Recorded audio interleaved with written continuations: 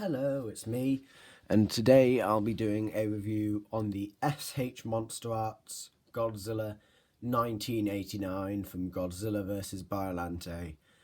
Now, this isn't a figure that I pre-ordered.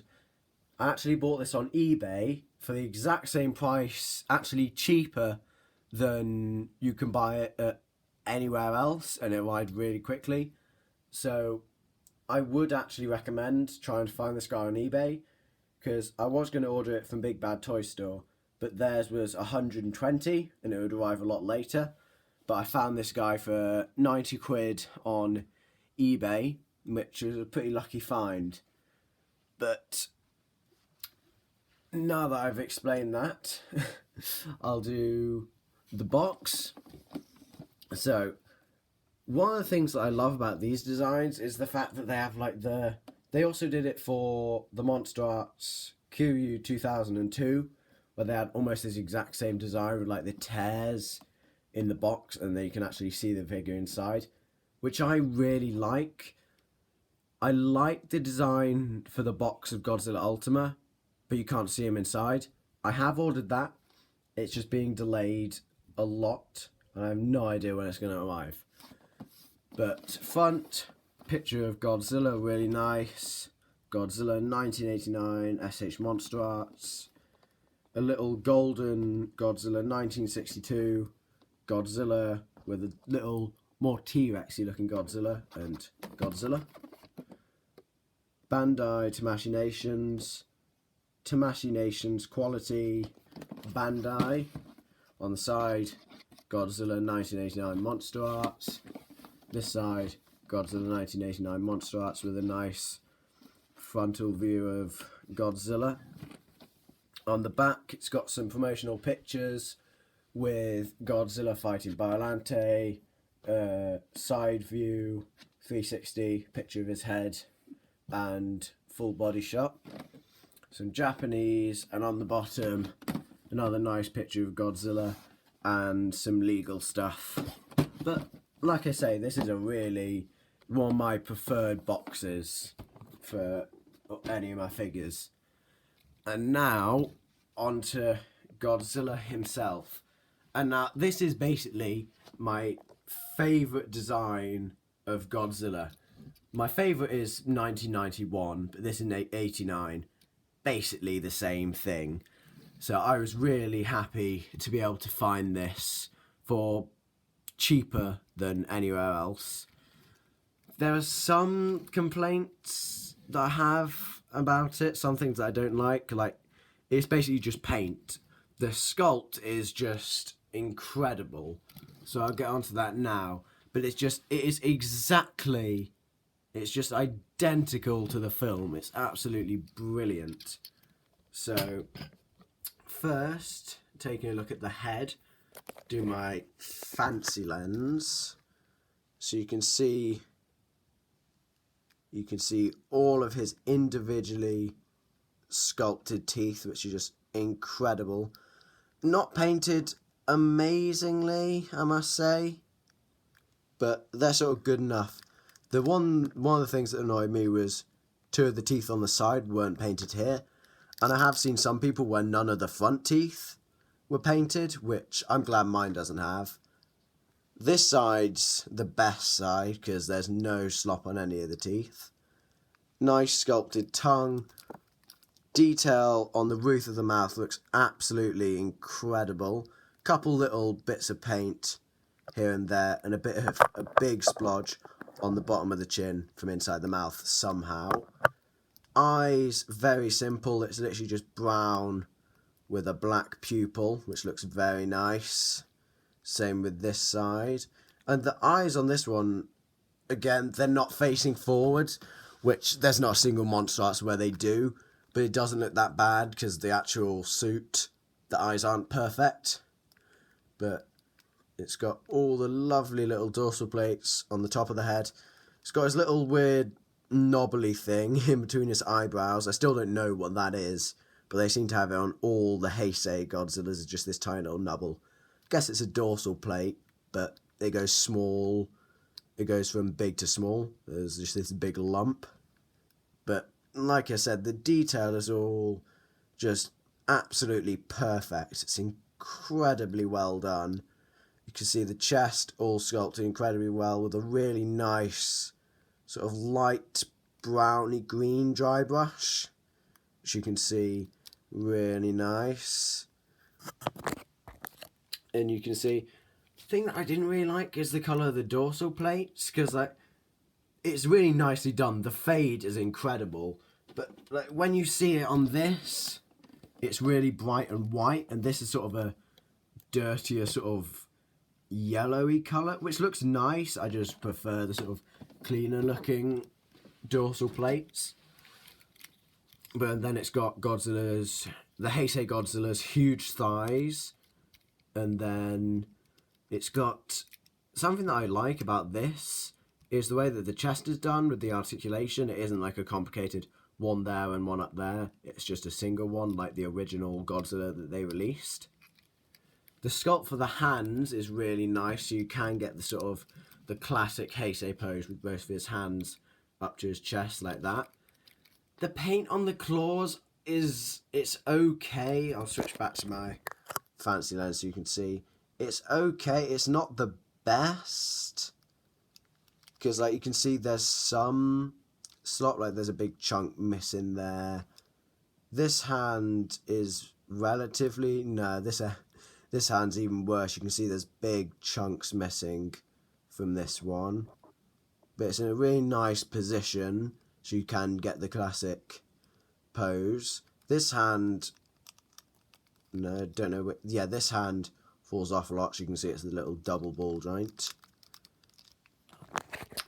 But going down to his feet, the toes are really nicely, the claws are really nicely painted. There's no slot whatsoever. They've made his feet look sort of shiny, which is quite weird, because like you can see the nails are shiny, but then also that bit of the foot is as well, which is a bit strange. I didn't really understand that. But then it's got some very, very faint, sort of almost black airbrushing there, just in between all the little bits of muscle. Down the tail's got the incredible detail. Something I noticed was it's nowhere near as long as the NECA 1989, which I've turned into Burning Godzilla, but you can see this tail's a lot longer. It's almost sort of shin length. Shin Godzilla. Then it's got the really lovely sort of, don't know what to describe the underneath section detail, but it's really, really well done. It's got the sort of blend in between the proper big scales, then the sort of lined undertail thing. Nice detailing on the crotch with his sort of Heisei chest thingy in the middle going down into this bit here, which looks quite nice. But I have to say, for the detail, they couldn't have done better. They could have done better on the paint, I must say. It's not the best. Some not very good paint on the teeth and the claws. Also, this is the main thing which I was really not very happy about, was the difference in colour on his neck. You can see that's almost black and then that's grey. It's such a weird choice of colours. It doesn't blend whatsoever. And actually, in hand, it looks worse than on video. And also the jaw's basically just black. It isn't the same colour as the head at all, which is a bit annoying. But I mean, Monster Arts is never 100% on the paint ever. Always sculpt is incredible, but the paint's never amazing, especially the eyes. Although I've never, like with my GMK, the teeth have been perfect. This one, I guess these are a lot smaller, more detailed, but they're not done amazingly. Like, I painted better on my neck. They're still pretty bad, but I can see them much more clearly than these ones. And also, this falls apart a lot. I'll go on to the articulation in a minute, but the bits on mine that fall off are this hand, this shoulder, and his neck, and also this tiny bit on the end of his tail. So as you can see, he doesn't look his best when he's not attached or assembled. But now I'll go on to the articulation once I get it stuck back together. This is quite a peculiar joint on here. It isn't actually a ball, it's just a little sort of line, which is a bit weird. But for the articulation, the jaw can open and close very, very nicely. The tongue is on a ball joint. You probably can't see, but if you sort of get your nail under it, you can, yeah, it falls off quite easily, which is very annoying, but you can see it is a ball and socket joint. I'll just leave it out until afterwards because I can't be bothered to put it back in. The neck, there's two joints. This is a little sleeve type thing. So he can look up about that far. I can't really look up. He can look down very, very far, which is quite impressive. The shoulders are a ball joint, so it can go out about that far, in about that far. Oops, the whole joint just came out there. But you can see it is a very impressive style of ball joint. A sort of barbell style. Then it's got another joint up here on the bicep, which barely moves at all. This one moves a little bit, but this one just doesn't. They did something that I like is with the Necker 1984. They did that as well, and that actually moves a lot. But this, they didn't do as well. So I guess that Necker did something better than Monster Arts, the bicep joint.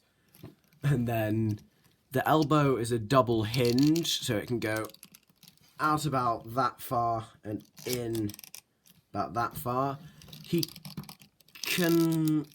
sort of can T-pose a bit. I might just, nah. This shoulder joint is very annoying. I've got the same problem with my Monster Arts Kong 2021 where that shoulder joint always falls out. Then the waist, yeah, the waist joint is just ball joint up there, ball joint down there. No thingy-bob in the middle. So it can go bend down about that far and up about that far. Can do slight side to side and can't really turn at all. The hips are double ball joint, so you can go out about that far, almost the split, which is very impressive, and in about that far. You can go forwards and backwards, almost a full 360 spin, but not quite. Knees are another double ball joint, so they can go pretty much completely straight and then bend back pretty far. And the ankles are a joint, so you can get a slight, this one's better on mine, you can get a slight swivel and a bit of, yeah, you can get forwards and backwards. I give up with this. It's so frustrating. The Monster Art still falls apart so much. With all the little, it's because they've got so many joints that they fall apart. Then the tail has got many, many ball joints all the way down to the tip of the tail, so it can bend up about that far, down completely flat, and a bit more. Can go round, I guess I'll just do this. You can go round, this is just round that far and round that far, so quite nice. I'm very sorry about this. I've never had a figure that's fallen apart this much. And that's about it for the articulation. And now onto the size comparison. Just saying, I would recommend this figure. Mine's just not. It's because when I do a review, you have to show all the articulation. It falls apart a lot. Brilliant for animation. I've already done a test one. I'm not putting on YouTube because it's not very good. Here is next to the NECA 1989, or my custom Burning Godzilla. Here he is next to the Trendmasters Godzilla 1994, which I really like. It's just a really nice little model to have. Here he is next to my Bandai Movie Monster Series Biollante, who is way too short to be in scale with him in any way. I don't even think with the right camera angles you can make this look the right size. It's just way too small. Here he is next to the NECA Godzilla 1994, which they're around about, they're sort of the same height. And I was in the middle of customizing this one, and then I decided to buy him. So I don't know what I'm going to do with this one. I was thinking making the Snow Godzilla from that one anime series that I don't know. So I might do that. Here he is next to my only other monsterarts Godzilla, which is 2001. He's a very short Godzilla. He's even shorter than the 2021 Godzilla, which is saying something because that's tiny. You can see he dwarfs him as well. But you can see what I mean about the difference in teeth. These are just some gigantic triangles, and these are all fine little ones. And finally, here he is next to the NECA Godzilla 1954, who even he is taller than him. But that almost does it for this review. Something that I did go ahead and make was a little atomic breath piece for this guy, which you just slot in and the teeth fit in here, so I can do nice animations, because I prefer practical effects instead of drawing them on. So you'll see that in an animation. Also, the reason I haven't been animating is because I haven't been able to, because I've been doing stuff, and I've been building a giant city set. Because, like, you can't animate Burning Godzilla in a field, can you? So I've been building a big city set, which will hopefully be finished by next week. So hopefully there will be an animation then.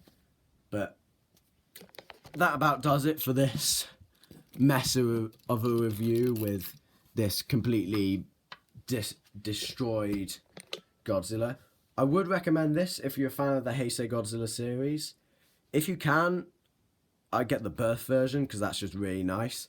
But this one I bought just because it's one of my favourite designs of Godzilla, and you can't buy the birth version unless you have £350. But that about does it for this review. I really hope you enjoyed, and I'll see you in the next one.